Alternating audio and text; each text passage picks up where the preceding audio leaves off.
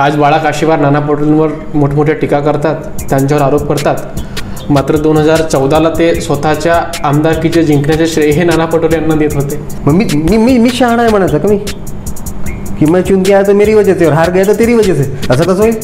ते जर विरोधात असले तर भाजप त्यांच्यावर मोठे मोठे आरोप लावतात, भ्रष्टाचाराचे आरोप लावतात, त्यांना जेलमध्ये जाण्याचं खुलेआम भाषण देतात. मात्र जर भाजपसोबत आले तर सगळे त्यांना क्लीन चिट भेटते. भाजपकडे कुठली वॉशिंग मशीन आहे जी सगळ्यांना क्लीन करते, असे विरोधक सतत आरोप करत असतात. नाही बघा, विरोधकांचं काम आहे आरोप करणं, तो काही भाग नाही आहे. आणि बघायलाही मिळतं ना. आणि बघायला नाही मी त्याचं मी क्लिअरली भिजवलं. त्याच्यामुळे तुम्ही जे म्हणता वॉशिंग मशीन वगैरे हे जे आहे ना, ठीक आहे, त्यांनी म्हटलं पाहिजे, त्याच्यात माझं काही नाही मत नाही आहे. पण माझं मत याच्यात आहे की असं काय झालं की त्याची काय म्हणजे भाजपात आले. त्यांनी थेट आरोप पंतप्रधान नरेंद्र मोदींवर केले, भाजपवर केले की हे सरकार सर्वसामान्यांचे सरकार नाही, शेतकऱ्यांचे विषय मान्य करत नाही, शेतकरी विरोधी आहे, शेतकरी विरोधी सरकार आहे. ते म्हणाले की ओबीसींवर अत्याचार होत आहे, ओबीसींचे काही मागण्या ही सरकार पूर्ण करत नाही. अशा प्रकारे आरोपांची झडी त्यांनी या मोदी सरकारवर लावली आणि भाजपमधून त्यांनी राजीनामा दिला, खासदारकीला पाठ फिरवली आणि काँग्रेसमध्ये प्रवेश केला. मी तुम्हाला सांगतो, ते खासदार झाले भाजपकडून, बरोबर, भाजपकडून खासदार झाले, दिल्लीला गेले. दिल्लीमध्ये त्यांना कुठेही आपला स्कोप दिसला नाही, कुठेही स्कोप दिसला नाही. दिल्लीचं बघितलं तर तिथे कसं आहे, दिल्लीचं त्यांना स्वतःला मोठं होण्याचा स्कोप दिसला नाही. आपण म्हटलं की नाना पटोले जमिनीवर काम करत नाही, मात्र त्यांना तर क्षेत्रामध्ये लोकनेते पदाची उपाधी आहे. लोकनेते त्यांना काही लोक अशी असतात की ज्यांना लोकांची नस माहीत असते, त्यापैकी नाना पटोले आहेत. काँग्रेसचे कार्यकर्ते भावी मुख्यमंत्री म्हणून त्यांना आता संबोधतात, त्यांच्याकडे होणारा मुख्यमंत्री म्हणून पाहतात. मग आता होणाऱ्या मुख्यमंत्र्याचा सामना तर एक बळकट माणसालाच करावे लागेल. लोक म्हणतात की बाळा काशीवार हे उमेदवार 2024ला नाना पटोलेंच्या विरोधामध्ये होऊ शकतात. 1900 निवडणुकीमध्ये रडून जिंकले, आता मग नवीन फॉर्म्युला काय काढायचा? गेली 25 वर्ष झाले, तुम्हाला सांगतो मी, 25 वर्ष झालं हे असंच. बस महाराष्ट्राच्या तिजोरीच्या चाब्या आपल्याजवळ येणार आहे, मग करून टाकू सगळं काही, चकाचक करू. अरे पण 25 वर्ष झाली ना, एक पिढी गेली ना बाबा. भाषणात काय देणार आहे मी, मला माहीत आहे. मी आत्ताच त्यांचा डायलॉग सांगू शकतो, तुमचा पोरगा, तुमचा भाऊ आता मुख्यमंत्री होणार आहे महाराष्ट्राचा. हे सगळे इमोशनल गेम आहे. नमस्कार, मी संघर्ष होकरे आणि आपण पाहतात झकास मराठी. झकास मराठीच्या आमच्या विशेष बैठक, ज्या बैठकीमध्ये आपण वेगवेगळ्या क्षेत्रातील लोकांना त्यांच्याशी आपण वेगवेगळ्या विषयांवर चर्चा करत असतो. आपण मुख्यतः ह्या बैठक कार्यक्रमामध्ये राजकारण्यांशी गप्पा मारतो, राजकारण्यांशी चर्चा करतो. लोकसभा निवडणुकीमध्ये झकास मराठीची बैठक आणि या बैठकीला प्रेक्षकांचा फार चांगला प्रतिसाद मिळाला. त्यामुळे आता पुन्हा विधानसभा निवडणुकांकरिता ही झकास मराठी सज्ज झाली आणि पुन्हा एकदा मुलाखती आणि ग्राउंड रिपोर्ट्स आमच्या माध्यमातून तुमच्यापर्यंत पोहोचवण्याचा आम्ही आता प्रयत्न करणार आहोत. मित्रांनो, लोकसभेला भंडारा गोंदिया लोकसभा क्षेत्रातून प्रशांत पडोळे यांचा विजय झाला, ते खासदार बनले. सुनील मेंढे यांना पराभव स्वीकारावा लागला. मात्र आता लोकसभा निवडणुकांनंतर संपूर्ण देशाचं लक्ष हे महाराष्ट्राच्या विधानसभा निवडणुकांकडे केंद्रित झालं आहे आणि त्यामध्ये सुद्धा महाराष्ट्रातील पूर्व विदर्भ, त्यात भंडारा, गोंदिया, गडचिरोली, चंद्रपूर, नागपूर जिल्हा, ह्या विधानसभा निवडणुकीला काय होईल? कारण ह्या जिल्ह्यांमधून विरोधी पक्षनेते विजय वडेट्टीवार येतात, उपमुख्यमंत्री देवेंद्र फडणवीस साहेब येतात, महाराष्ट्र काँग्रेस प्रदेशाध्यक्ष नाना पटोले येतात, प्रफुल्ल पटेल येतात आणि असे बळे नेते ह्या क्षेत्रातून येत असल्यामुळे संपूर्ण महाराष्ट्राचे आणि देशाचे लक्ष ह्या पूर्व विदर्भावर आहे. त्या पूर्व विदर्भातीलच एक साकोली विधानसभा, ज्या विधानसभेतून सध्या महाराष्ट्र प्रदेशचे अध्यक्ष नाना पटोले हे आमदार आहेत. त्या क्षेत्रामध्ये सध्या काय सुरू आहे? 5 वर्ष आणि त्याच्या आधी 4 वेळा नाना पटोले या क्षेत्रातून 3 वेळा आमदार होते, 1 वेळा खासदार होते.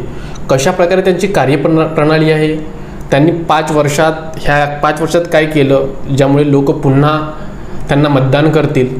सोबतच काँग्रेससोबतच भाजपसुद्धा ह्या साकोली विधानसभा क्षेत्रामध्ये नेहमी लढवय्यासारखे लढून काँग्रेसला आणि पक्षाला चॅलेंजेस देत असते.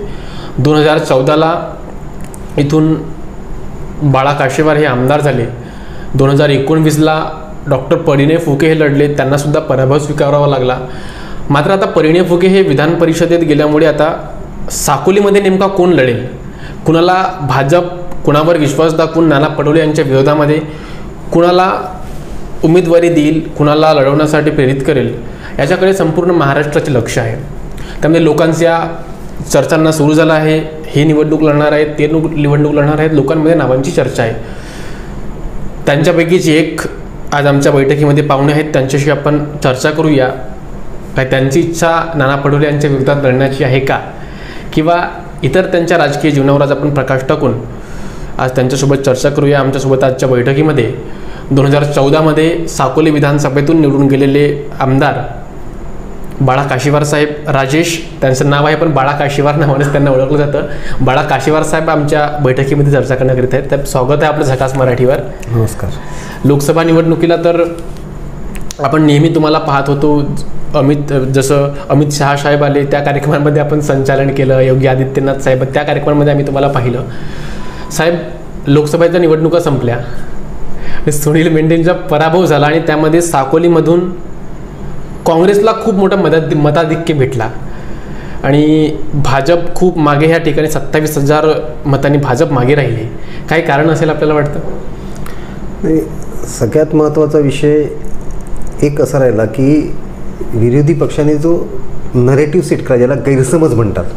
म्हणजे गैरसमज, सगळ्यात पहिला मोठा गैरसमज कोणता, तर नरेंद्र मोदींनी 400चा पार नारा लावला आहे. 400 पार. आणि 400चा पार नारा लावला कशासाठी लावला, तर त्यांना संविधान बदलवायचं आहे. पण सर्वसामान्य लोकांना हे कळलं नाही की जी व्यक्ती 2014मध्ये सत्तेवर आल्यानंतर संविधानाच्या पाया पडून शपथ घेते, ती संविधान कसं बदलवलं. पण त्या काँग्रेसची या फेक नरेटिव्ह, ज्याला म्हणता येईल गैरसमज, चुकीचा गैरसमज, हा त्याच्यात यशस्वी झाली आणि त्याच्यामुळे आमच्या विरोधात मतदान केलं किंवा मतदान एकवटलं. लोक बळी पडली त्या नॅरेटिव्हला 100%. संविधान वाचवा म्हणून काँग्रेस संपूर्ण देशामध्ये प्रचार करत होती. 100%. की उमेदवाराचे काही उमेदवाराचं तसं नव्हतं. मी तुम्हाला अजून एक सांगतो, म्हणजे जमेची बाजू उमेदवाराची.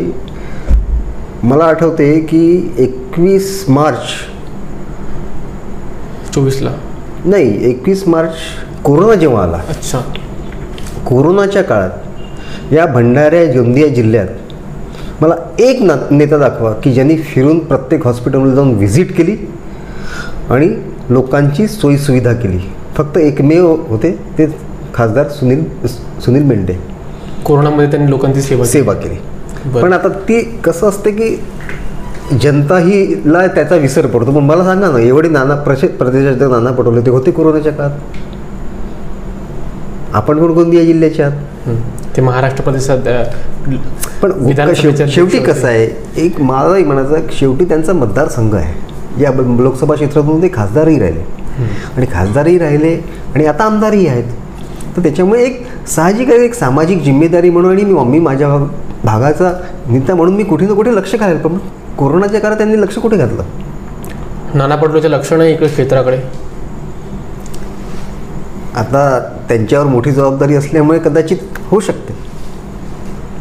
फेरफटका ते मारतच राहतात साकोलीच्या. मारतात ना. माझा मारण्याचा विषय नाही. माझा फक्त त्या वेळापुरती होता की कोरोनाच्या काळात ज्यावेळेस खरी लोकांना गरज होती त्यावेळेस कुठे होते. साहेब, ही तर भंडारा गोंदियाची गोष्ट झाली. संपूर्ण महाराष्ट्रामध्ये सुद्धा काँग्रेसने एका जागेवरून यावर्षी 13 जागी मिळवलं आणि त्यामध्ये काँग्रेस प्रदेशाध्यक्ष नाना पटोले यांच्या सिंहाचा वाटा होता असे लोक बोलतात. आणि तेच नाना पटोले ह्या साकोली विधानसभेतून आमदार आहेत. काय बघता आपण ह्या सगळ्या चर्चांकडे? नाही, याच्यात नाना पटोलेंचा प्रभाव महाराष्ट्रावर आहे. याच्यात मी एक मान्य केलं पाहिजे, विरोधकांनी जे फेक नेरेटिव्ह केलं ते कॅश करण्याचं काम नानाभाऊ पटोले यांच्या नेतृत्वात झालं, याच्यात काही दोमत नाही. आणि शेवटी जनतेचा निर्णय आहे. जनतेचा निर्णय हा स्वीकारलाच पाहिजे, प्रश्नच नाही. जनतेची इच्छा आणि जनतेचा हा निर्णय आम्ही स्वीकारला, तो काही विषय नाही. आमच्या सीट कमी झाल्या, त्यांच्या वाढल्या आणि राजकारणामध्ये हार जीत चालत राहते. पण राजकारण ज्या पद्धतीने ज्या मुद्द्यावर व्हायला पाहिजे होतं या लोकसभेचं, की विकासाचा मुद्दा, जनसामान्यांचा मुद्दा, जनतेचा मुद्दा, ज्या त्याच्यावर व्हायला पाहिजे ती निवडणूक यावेळेस झाली नाही. पण सरकारने तर खूप साऱ्या योजना लोकांकरिता राबवल्या. त्यामध्ये किसान सन्मान निधी असेल, रोजगारासंबंधित आत्मनिर्भर बनण्याकरिता खूप साऱ्या योजना आपण राबवल्या असे भाजप सरकार म्हणत होती. स्वतः सुनील मेंढे साहेबांनी खूप सारी त्यांनी कामं मोजवली. नाही, मी तेच सांगायचा प्रयत्न तरी सुद्धा लोकांना या सगळ्या गोष्टींचा विसर पडला असं म्हणणं आहे का तुम्हाला? असं म्हणता येणार नाही. बघ, आम्ही एक जनरली तुम्हाला सांगतो, काही निवडणुका ह्या इमोशनवर होतात.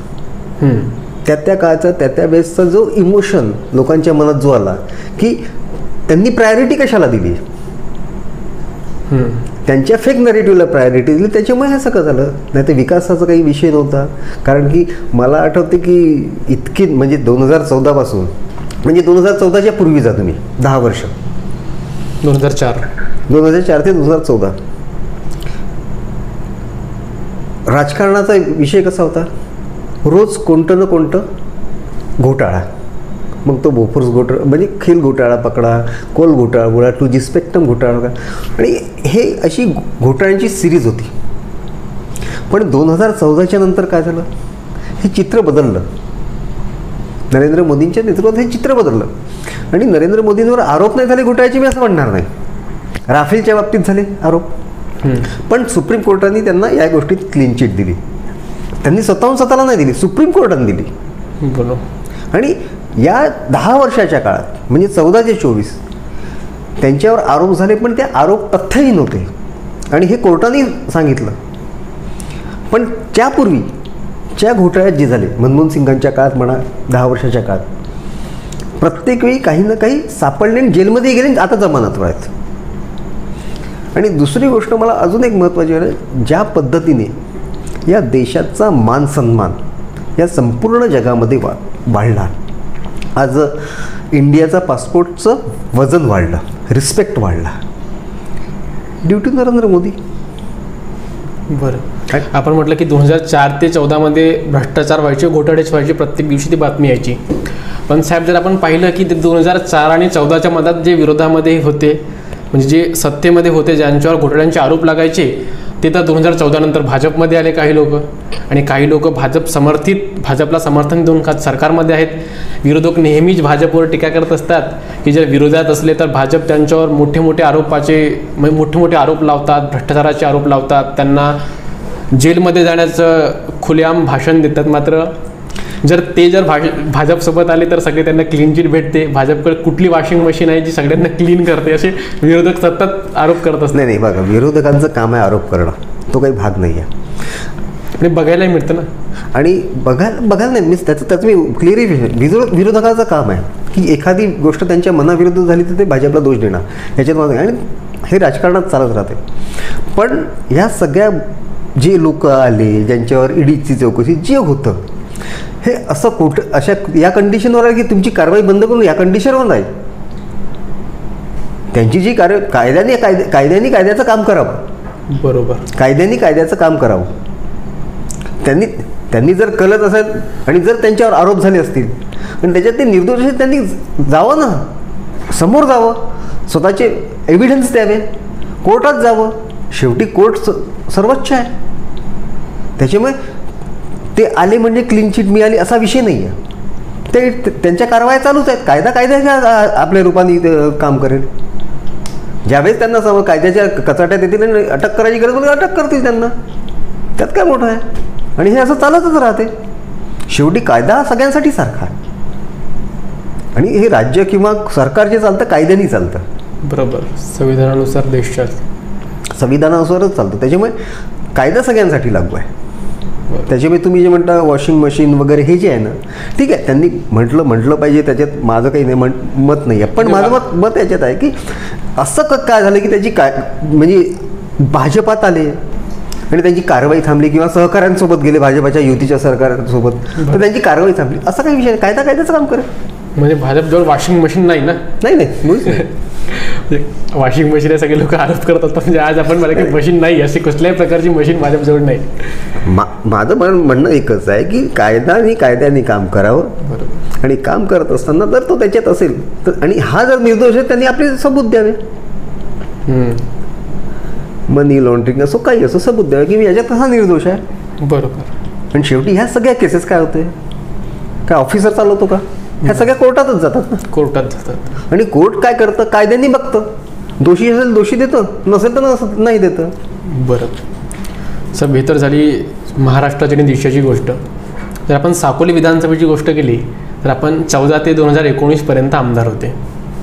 काय मोठी कामं आपल्या त्या 5 वर्षाच्या कार्यकाळात झाली? मी याच्यात विरुद्ध बोलतो. बरं. आमचे नाना भाऊ जेव्हा या मतदारसंघात आमदार होते, म्हणजे या मतदारसंघ 3 तालुक्यात, एक साकोली, लाखनी आणि लाखांदूर. बरोबर. या 3 तालुक्यापैकी लाखांदूर तालुक्यात ते सलग 25 वर्ष पदावर राहिले. 2 वेळा काँग्रेसमधून आमदार, डिलिमिटेशन झाल्यानंतर भाजपकडून 1 वेळा आमदार, त्याच्यानंतर एक वेळ खासदार, आणि परत आता पुन्हा काँग्रेसकडून आमदार. 25 वर्ष झाले. मी जे निरीक्षण केलं किंवा जे बघितलं त्यानुसार त्यांचा हा 25 वर्षाचा लाखांदूर तालुक्यातला कार्यकाळ आणि साकोलीतला 15 वर्षाचा कार्यकाळ, साकोली आणि लाखनीमधला. बरोबर. या भागात जेवढी कामं झाली माझ्या 5 वर्षाच्या काळात, तेवढी 25 वर्षात त्यांनी नाही केली, हा माझा दावा आहे. मी मागे 2 दिवसाआधी तुमचे व्हिडिओ सुद्धा पाहिले की त्यांनी 25 वर्षाच्या कामाची गुणाबेरीज करून दाखव, आणि बिलकुल 100% आय एम रेडी. कामाची गुणाबेरीज करून दाखव. I am ready, always ready for that. म्हणजे या ठिकाणी 40 वर्षापासून प्रश्न होते, ते त्या ठिकाणी लोकप्रतिनिधी होते. म्हणजे उदाहरण दाखवायचं झालं तर इटा नीलम कोलारी पूल हा 40 वर्षापूर्वीपासूनची मागणी होती. तो गडकरी साहेबांसोबत मी भेटून सेंटर CRF मधून 160 कोटीचा जवळपास तो पुलिया मंजूर करून आणि त्याचं काम चालू आहे. बरोबर. आज लाखांदूर तालुक्याची जर बघितलं मेजर काम, तर प्रशासकीय इमारत 18 कोटीची ती पूर्णत्व आली. आता त्याचं उद्घाटन होईल.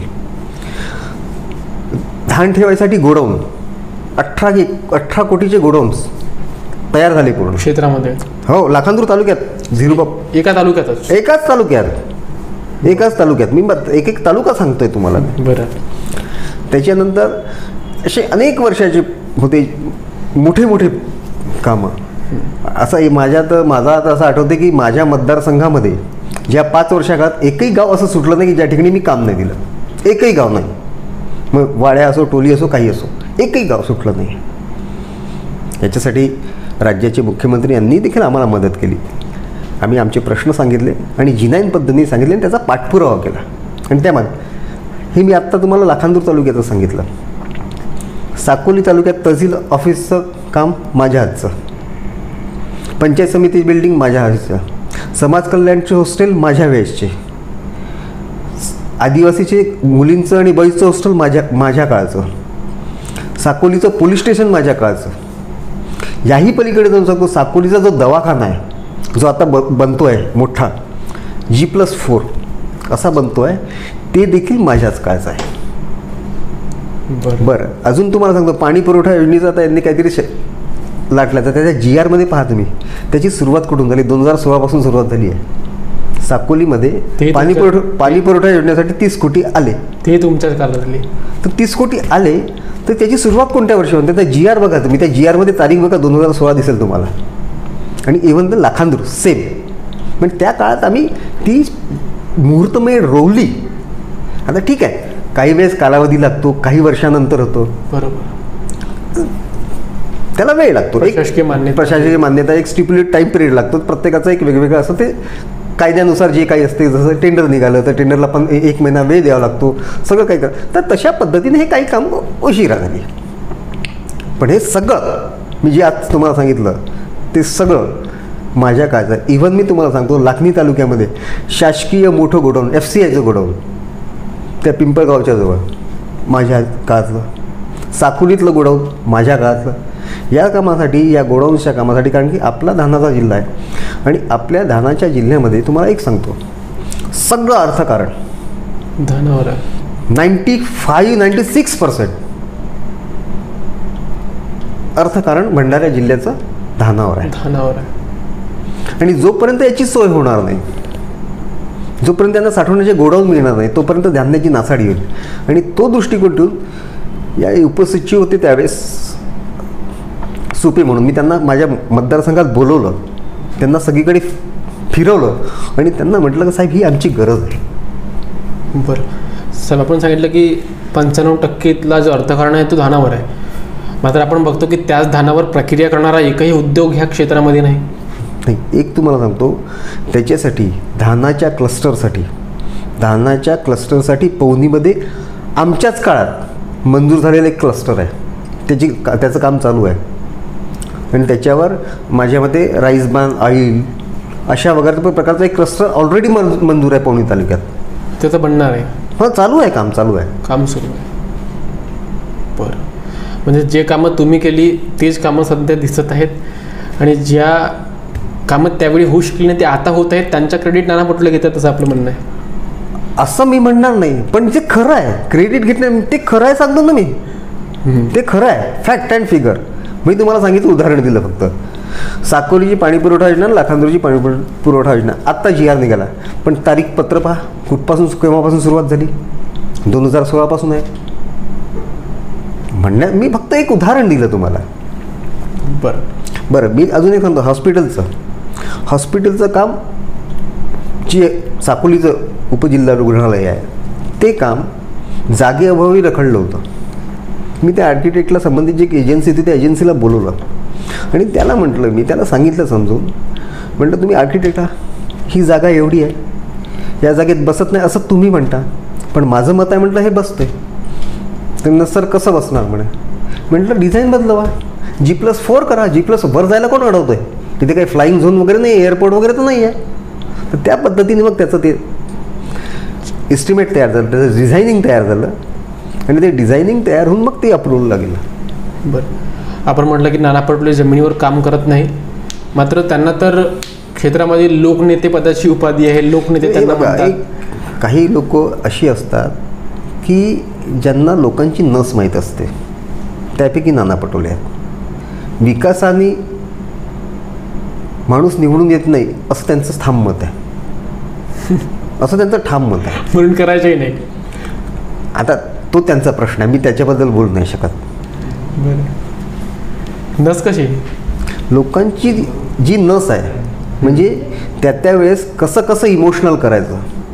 बरं, आणि इमोशनल करणं म्हणजे कसं, मागच्या वेळेस निवडून नसते आले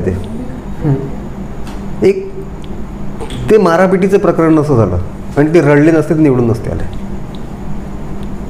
6,500 मतांनी काही निवडणूक जिंकणं म्हणतात का? 6,300-200 म्हणजे तुम्ही एवढे लोकनेते आहात, तर जसे सेवक वागायला पाडून तुम्ही 65,000 निवडून आले होते त्यावेळेस आमदार, BJPत आमदार असताना. बरं, त्याच्यानंतर तुम्ही तिकडे गेले, खासदार राहिले BJPतूनच, मग तिकडे गेले, मग 6,300 कशी काय निवडून आले फक्त? म्हणजे लोकनेते आहात ना, विजय प्रचंड व्हायला पाहिजे असं काही नाही आहे. थोडक्यात बचावले. बरं, त्यांनी खासदार, भाजपमधून ते खासदार होते आणि त्यांनी खासदारकीच्या अवघे 3 वर्ष काही अडीच वर्षात त्यांनी राजीनामा दिला. त्यांनी थेट आरोप पंतप्रधान नरेंद्र मोदींवर केले, भाजपवर केले की हे सरकार सर्वसामान्यांचे सरकार नाही, शेतकऱ्यांचे विषय मान्य करत नाही, शेतकरी विरोधी सरकार आहे. ते म्हणाले की ओबीसींवर अत्याचार होत आहे, ओबीसींचे काही मागण्या ही सरकार पूर्ण करत नाही. अशा प्रकारे आरोपांची झडी त्यांनी या मोदी सरकारवर लावली आणि भाजपमधून त्यांनी राजीनामा दिला, खासदारकीला पाठ फिरवली आणि काँग्रेसमध्ये प्रवेश केला. कसे पाहता आपण त्यांच्या आरोपांवर? पहा, मी तुम्हाला सांगतो, आपल्या ग्रामीण भागाकडे एक म्हण आहे, मनी नाही नाना आणि नवऱ्यावर. तशाच पद्धतीचं हे प्रकरण आहे. तुम्हाला सांगतो, मला सांगा, 70 वर्ष जवळपास काँग्रेसचं सरकार होतं या ठिकाणी. तुम्ही तुम्हाला आठवते का, जेव्हा डिलिमिटेशन झालं आणि भंडारा जिल्ह्यातल्या 4 सीट होत्या त्या 3 झाल्या. 3 झाल्या, बरोबर आहे. त्यावेळेस इथे आमदार सेवक वाघाय होते आणि मुरगार्जुनीकडून नानाभाऊ पटोले होते. नाना पटोले होते. डिलिमिटेशनची सीट कमी झाली आणि ती मुरगार्जुनी गोंदियाला गेली. गोंदियाला गेली, SC साठी रिझर्व्ह झाली. हां, त्यावेळी रिझर्व्ह झाली 2009ला. मग स्कोप कुठे होता, स्कोप इथेच होता ना साकोलीत. पण त्यावेळेस सेवक वाघाय वरचढ होते, म्हणजे त्यांना काँग्रेसकडून तिकीट मिळू शकत नव्हती, म्हणून त्यांनी भाजपमध्ये आले. त्या काळात 2009ला नागपूरच्या अधिवेशनामध्ये हे शेतकरी विरोधी सरकार आहे म्हणून राजीनामा दिला होता आमदारकीचा, आठवते तुम्हाला. आणि काँग्रेस सोडली होती, मग इकडे आले, भाजपमध्ये आले. भाजपमध्ये आले. मग लोकसभा लढली 2009ला, टोपली. म्हणजे मी इतिहास सांगतो, म्हणजे हे सगळं जे कारणं सांगतात ना शेतकरी विरोध आहेत. मला सांगा बरं, या 78 वर्ष आहे या स्वतःच्या जगात, मला सांगा यांच्या जर खरंच यांच्यामध्ये ओलावा असता, शेतकऱ्यांमध्ये काही असतं, तर यांनी पण तसंच जाहीर करायला पाहिजे होतं ना. अरे आज मी मान्य करतो की 6,000 रुपये कमी मिळतात, मी मान्य करतो शेतकऱ्याला 6,000 मिळणं, राज्य सरकारचे 6,000 12,000 मिळतात, म्हणजे 1,000 रुपये महिना. हे कमी आहे, 100% कमी आहे, याच्याबद्दल माझं म्हणणं आहे. पण विचार तर झाला कुठेतरी. उद्या जर आपली इकॉनॉमी वाढली, 5 ट्रिलियनच्या वर गेली, ही रक्कम वाढेल. काळाच्या ओघात महागाई जशी वाढते तशी ही रक्कम वाढेल. पण पहिल्यांदा तर इतक्या वर्षानंतर पहिल्यांदा शेतकऱ्याचा विचार झाला, MSP साठी विचार झाला. आणि शेतकऱ्यांसाठी वेगवेगळ्या विविध योजना, विविध मान्यता, मला सांगा बरं झाल्या नाही का. माझं म्हणणं की कसं आहे, कुठेतरी आणि विरोधाचं राजकारण करायचं, प्रत्येक वेळी विरोधाचं राजकारण करायचं. माझं कसं म्हणणं आहे की सकारात्मक राजकारण करा ना, सकारात्मक राजकारणही करता येते ना. जसं फॉर एक्झाम्पल, उदाहरणार्थ मी माझ्या मतदारसंघामध्ये 1,000 कोटीचा निधी आणला, तुम्ही पॉवरमध्ये अध्यक्ष होता, 2,000 कोटी आणायला पाहिजे होते. कोणी थांबवलं होतं, कोणी थांबवलं होतं. शेवटी कसं आहे, विकासाचं सकारात्मक राजकारण हा सगळ्यात महत्त्वाचा. आणि शेवटी सरते शेवटी वेळप्रसंगी आम्ही आमच्या मुख्यमंत्र्यांनाही समजवलं होतं की आमचं कमिटमेंट आहे आमच्या लोकांसोबत. ज्या फडणवीस साहेबांना, हो, म्हणजे अशा एखाद्या वेळी असे प्रसंग यायचे की सभागृहात आम्हाला विरोधात जावं लागायचं. त्यावेळेस आम्ही फडणवीस साहेब सांगितलं ना, साहेब म्हटलं आमचं कमिटमेंट आमच्या लोकांसाठी आहे, आम्ही या सभागृहात म्हणजे या कोर्टात वकिली करतो त्यांची, बरोबर, त्यांच्या भरोशावर आम्ही आहे, म्हणजे त्यांना न्याय मिळाला पाहिजे. बरोबर. म्हणजे इतके तुम्हाला सांगतो, इतके प्रश्न त्या काळातले आमच्या काळातले आम्ही सोडवले. तुम्हाला सांगतो 15 ते 19 सगळ्यात मी म्हटलं ना, इकॉनॉमी काय आहे भंडारा गोंदिया जिल्ह्याची इकॉनॉमी काय, तर धानाच्या खरेदीमध्ये आणि त्यांचे पैसे येण्यामध्ये. तुम्ही मला 14ला कसं आम्ही नवीन होतो, थोडं समजायला आम्हाला वेळ लागला.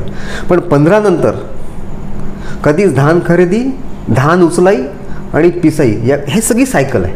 बरोबर. खरेदी केलं, बारदाना पाहिजे, बारदाना नसेल तर खरेदी थांबेल. बरं, गोडाऊनमध्ये माल जमा यायला आणि तो तांदूळ बनायला नाही गेला तर परत थांबेल. ही सगळी सर्कल आहे. आम्ही दर महिन्याला 2 महिन्याला संबंधित सेक्रेटरी आणि मंत्र्यांचे PS यांच्यासोबत बसायचं आणि या सगळ्यांना सोल्युशन काढायचं. त्याही पलीकडे जाऊन सांगतो आम्ही तुम्हाला, आमच्या काळात केंद्र सरकार MSP केंद्र सरकार देतं पैसा. आम्ही सुधीर भाऊंना समजावून सांगितलं की म्हटलं सुधीर भाऊ, तिकडून पैसे आल्यानंतर आपण वाटप करतो आणि त्या पैसे वाटपाला 2-2, 3-3 महिने लागतात. शेतकऱ्यांना तर 1 महिनाभरात दिले पाहिजेत किंवा 15 दिवसात, 20 दिवसात दिले पाहिजे. मग हाही गॅप कशी पाहिजे, तर 250 कोटीची वेगळी तरतूद करायला लावली. 250 कोटीची ज्याला लिमिट म्हणतात, आपण वित्तीय लिमिट म्हणतात, जसे आपण बँकेतून लिमिट घेतो तशा टाईपचं 250 कोटीचं लिमिट बनवली आणि त्यामार्फत, आणि मग जसा हिशोब गेला तिकडून पैसे येतात. म्हणजे असा करून शेतकऱ्यांना कधी म्हणजे त्रास झाला नाही, म्हणजे नागवल्या गेल्या नाही. या पद्धतीने आम्ही काम केलं. म्हणजे नाना भाऊंनी हे मोदी सरकार शेतकरी विरोधी आहे हे आरोप खोटे होते. 100% होते, 100% होते. त्यांना इथे मी तुम्हाला सांगतो, ते खासदार झाले भाजपकडून. बरोबर. भाजपकडून खासदार झाले, दिल्लीला गेले. दिल्लीमध्ये त्यांना कुठेही आपला स्कोप दिसला नाही, कुठेही स्कोप दिसला नाही. दिल्लीचं बघितलं तर तिथे कसं आहे, दिल्लीचं त्यांना स्वतःला मोठं होण्याचा स्कोप दिसला नाही. अच्छा. कारण दिल्ली खूप मोठा विषय आहे तुम्हाला सांगतो. म्हणजे आमचं महाराष्ट्राचं मंत्रालय 7 मजली आहे आणि त्याच्यात सगळे डिपार्टमेंट येतात, बरोबर आहे. पण दिल्लीचं मंत्रालय एवढं मोठं आहे की महाराष्ट्राचं एक मंत्रालय, त्यांचं एक डिपार्टमेंट. बरोबर. आणि एवढं वास्ट समजायला एक थोडीशी पोटेन्शियल कॅपॅसिटी पण लागते. आणि तिथे त्यांना स्कोप दिसला नाही, म्हणून मग काय, परत तोच फंडा शेतकरी विरोधी आहे. मग काँग्रेसमध्ये होते तेव्हाच त्याच्यात ज्यावेळेस 2009ला तुम्ही BJPत आले, 2009ला आले का नाही, 5 वर्ष आमदार राहिले ना, आय थिंक 2004ला वगैरे असतील.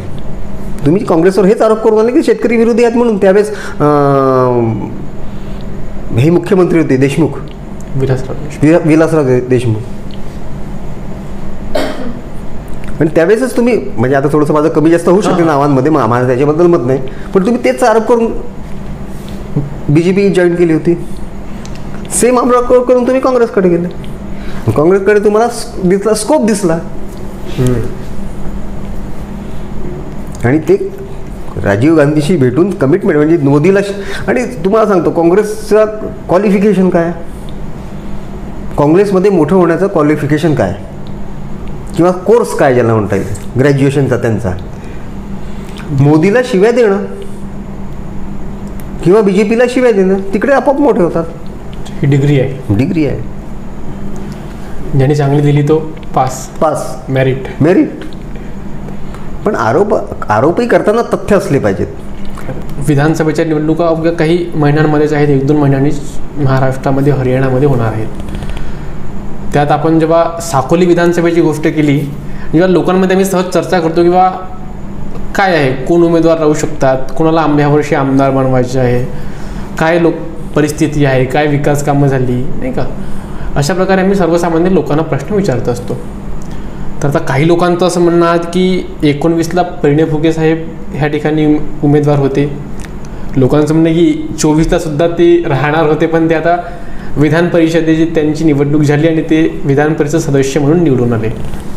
मग आता लोकांच्या चर्चा सुरू आहेत, कारण लोकांचं शेतीचे कामं संपले आणि आता 2 इलेक्शनपर्यंत तरी ते आता लोक आता थोडा फ्री आहेत, विचार करतात, राजकारणाचा विचार करतात, सगळ्या गोष्टींच्या सर्वसामान्य लोक विचार करतात.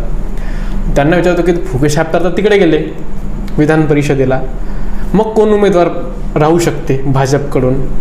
तर लोक म्हणतात की 2014ला बाळा काशीवार साहेब उमेदवार होते, निवडून आले, आणि म्हणतात की 2024ला सुद्धा लोकांच्या म्हणजे नजरा ही बाळा काशीवार यांच्याकडे आहेत आणि ते यावर्षी भाजपकडून उमेदवार राहू शकतात.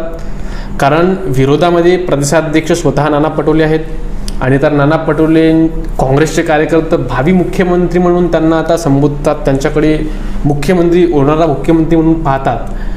मग आता होणाऱ्या मुख्यमंत्र्याचा सामना तर एक बळकट माणसालाच करावे लागेल. लोक म्हणतात की बाळा काशीवार हे उमेदवार 2024ला नाना पटोलेंच्या विरोधामध्ये होऊ शकतात.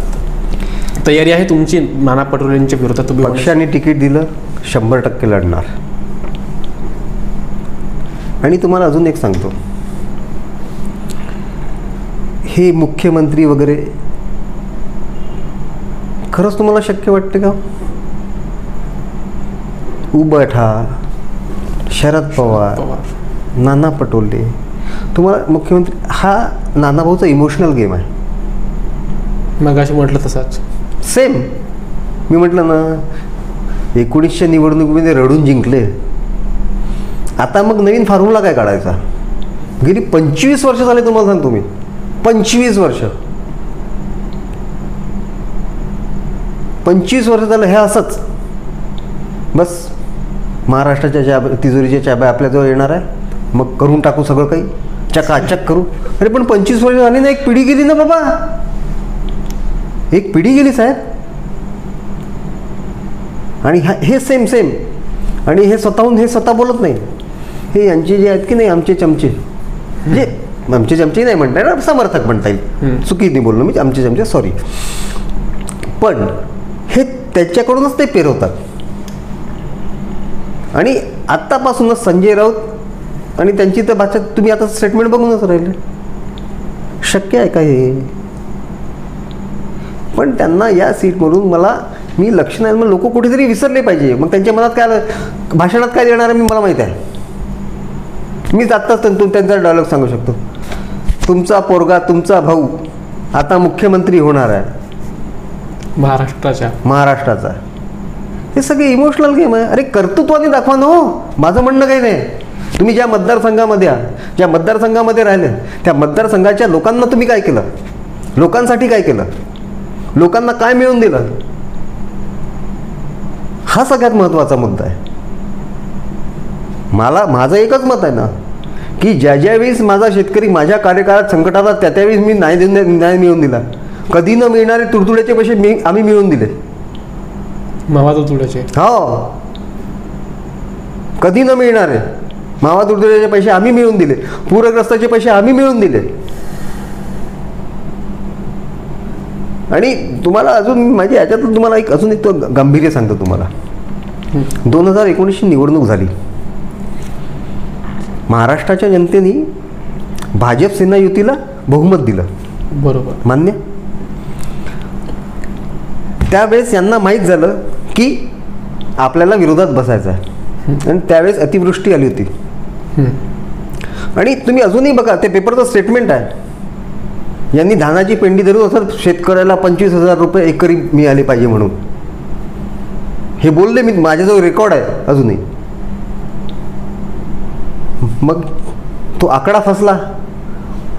उद्धव ठाकरे मुख्यमंत्री झाले, हे अध्यक्ष झाले. अध्यक्षाची चेअर छोटी चेअर नाही आहे. विधानसभेचा अध्यक्ष काही छोटी चेअर नाही आहे. मग तुम्ही ज्यावेळेस मागणी केली होती, मग ते 25,000 रुपये तुम्ही दिले का? म्हणजे मी सुरुवातीलाच म्हटलं, हे विरोधातलं राजकारण यांना चांगलं जमतं. हे सकारात्मक राजकारण मी खरंच माझ्या लोकांसाठी मी केलं पाहिजे. मला सांगा ना, 25 वर्ष झाले हो साहेब. एक तरी जण माणूस मोठा झाला काय साकोली विधानसभेतला, लाखनीतला? हेच मोठे झाले ना. हे सत्य परिस्थिती आहे, तुम्हाला सांगतो. हेच मोठे झाले, कोणाला मोठंही नाही होऊ दिलं. बरं ठीक आहे, माझं म्हणणं नाही तर तुमचं हे म्हणणं आहे, एखादा उद्योग, एखादी शैक्षणिक संस्था, एखादी शाळा, की एखाद्या 4-5 मुलांना तुमचं क्लस्टर करा रे, चला मी तुम्हाला मदत करतो. एक दाखवा मला, एक. ठीक आहे, आमच्यासोबत जे म्हणजे आम्हाला नेक्स्ट टाईम चान्स नाही मिळाला बघण्याचं माझं विजनच होतं त्यावेळेस. सगळ्यात पहिले इन्फ्रास्ट्रक्चर याच्याकरता की मोबिलिटी झाली पाहिजे. म्हणजे मी जेव्हा आमदार झालो तर तुम्हाला सांगतो, चौरास पट्ट्यात चिखलातून चालत जावं लागायचं. बरं. त्यानंतर इथली परिस्थिती आम्ही समजून सांगितली आणि विविध योजनेच्या माध्यमातून तिकडं पूर्ण रस्त्याचं जाळं विडलं. त्यामुळे आता तरी चालण्या फिरण्यासारखे रस्ते आहेत. त्याच्या नेक्स्ट माझी स्टेप काय होती की प्रत्येक जिल्हा पहिले मोठं घ्यायचं. एका जिल्हा परिषदेतले 3 क्षेत्र सिलेक्ट करायचे. त्याच्यात कुठेतरी एक 10-12 मुलांची एक टीम बनवायची. त्यांना कुठेतरी उद्योगधंद्यासाठी मोठं करायचं. हे माझं नेक्स्ट विजन होतं. माझं तेच म्हणणं आहे की तुम्ही 25 वर्षात काय केलं, या भंडारा जिल्ह्यासाठी काय केलं, तुमच्या विधानसभेसाठी काय, एक उदाहरण तर द्यावं. एक उदाहरण द्यावं फक्त. आपण म्हटलं की नाना पटोलेंनी 25 वर्ष एकही कामं लोकहिताची केली नाही. लोक प्रश्नही देवा, बजेटरी जे कामं मिळणार ते मिळणारच आहेत. कुठल्याही एका राज्याचं बजेट बनते, बजेटमध्ये प्रोव्हिजन होते, जे मिळायचे ते मोठा उद्देश ठेवून विकासाकरिता काही केलं नाही. पण त्यांच्या समर्थकांकडून सतत आपल्यावर आरोप लागत असतात की आज बाळा काशीवार नाना पटोलेंवर मोठमोठ्या टीका करतात, त्यांच्यावर आरोप करतात. मात्र 2014ला ते स्वतःच्या आमदारकीचे जिंकण्याचे श्रेय हे नाना पटोले यांना देत होते. पक्षात होते तर पक्षात ते नेहमी एकाच पक्षात होतो. बरोबर आहे. आणि दुसरं महत्त्वाचं, ते त्यावेळेस माझ्यासोबत होते. ते माझ्यासोबत होते आणि ते माझ्यापेक्षा ज्येष्ठ होते. तर शेवटी क्रेडिट्स कोणाला दिलं पाहिजे? मग मी मी मी शहाणा आहे म्हणायचं का मी, की मैं चुन के आया तो मेरी वजह से और हार गया तो तेरी वजह से? असं कसं होईल? असं होईल का? शेवटी मी निवडून आलो, मी स्वतःच्या यादी नाही आलो, या जनतेने ठरवलं. जनता मायबाप आहे आमची. मी अजूनही म्हणतो, मला लोक म्हणतात मी अजूनही म्हणतो, नाही, मी अजूनही भाषणामध्ये सर्व स्पष्ट म्हणतो, मी माझ्यामुळे नाही झालो. ही तुमची ताकद आहे, जे मी हे करू शकलो. त्याच्यामुळे ते होते, माझ्यासोबत होते, त्यांनी काम केलं, तर त्यांना क्रेडिट दिलंच पाहिजे ना. का नाही दिलं पाहिजे? माझं एवढंच मत आहे की ज्या पद्धतीने, ज्या ताकदीने, ज्या पदावर इतके वर्ष राहिले, म्हणजे सत्तेत राहिले 10 वर्ष, तुम्ही काँग्रेसमध्ये सत्तेचे आमदार होते, बरोबर आहे. खासदार 5 वर्ष सत्तेत होते, 2.5 वर्ष आता आमदार झाले, 2.5 वर्ष आता आमदार झाले, ते सत्तेत होत होते आणि अध्यक्ष होते तुम्ही. तर त्याच्या या सगळ्या कार्यकालामध्ये या साकोली विधानसभेला किंवा लाखनीला काय मिळालं? काय सोयी झाली? हे सगळे विषय घेऊन आज त्याच नाना पटोलेंच्या विरोधात उभे होऊन लोकांमध्ये सगळे विषय पोहोचवण्याची तयारी आहे. अहो, मी तुम्हाला हे सांगतो, ही गोडाऊन कोणत्या फंडातून आणले? आम्ही नाबार्डच्या फंडातून आणले. मला नाबार्डचा मी GR वाचला, GR मध्ये लक्षात आलं मला की अरे असं करता येईल. तेव्हा मी सुपे साहेबांना समजून सांगितलं, साहेब हे असं आहे, नाबार्डकडून आपल्याला पैसे मिळू शकतात. आज तर आमदारांना स्वतःच्या निधीबरोबरच MRVGS मधून सुद्धा करोडोची कामं करता येतात ना. व्हिजन पाहिजे ना. आता मला एक सांगा, तुम्ही म्हणताय ना मी विरोध करतो, मी विरोध नाही करत आहे. माझा सकारात्मक स्पर्धा झाली पाहिजे. यांनी मध्यंतरी नारा दिला होता, कृषी विद्यापीठ आणतो. नाना भाऊ, हो, कृषी विद्यापीठ आणतो. कुठे गेलं? साकोलीला कुठे गेलं सांगा. आज ते आलं असतं तर मी त्यांची तारीफ केली असती 100%. 100% तारीफ, कारण की हे खूप मोठं अचिव्हमेंट आहे आमच्यासाठी. पण कुठे गेलं? आता कुठे गेलं? साकोली जिल्हा बनावा हा सुद्धा मुद्दा फार गाजत आहे या ठिकाणी.